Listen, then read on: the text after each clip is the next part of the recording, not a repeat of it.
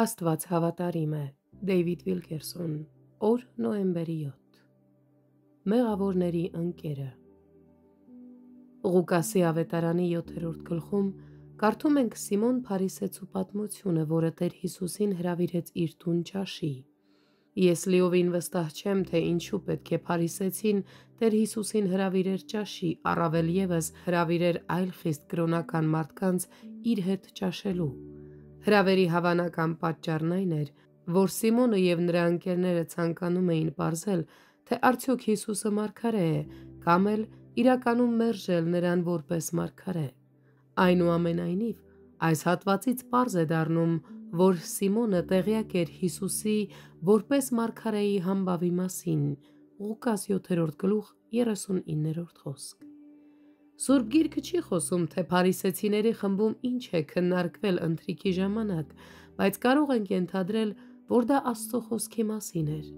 Փարիսեցիները այս ոլորտի մասնագետներն էին և բազմիցս փորձել էին Հիսուսին շփոթեցնել տարօրինակ հարցերով, սակայն Քրիստոսը գիտեր, թե ինչ կար նրանց սրտերում։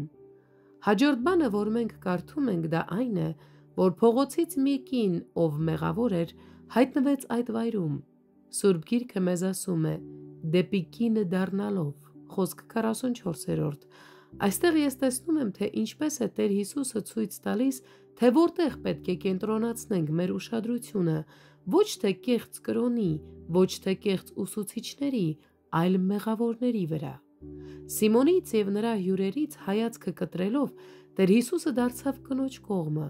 ապա դիմեց տղամարդկանց։ Նրա բազում մեղքերը ներված կլինեն, որովհետև շատ սիրեց։ Ապա ասաց կնոջը. «Քո հավատքը քեզ փրկեց, գնա խաղաղությամբ»։ Խոսք 47 և 50-րդ։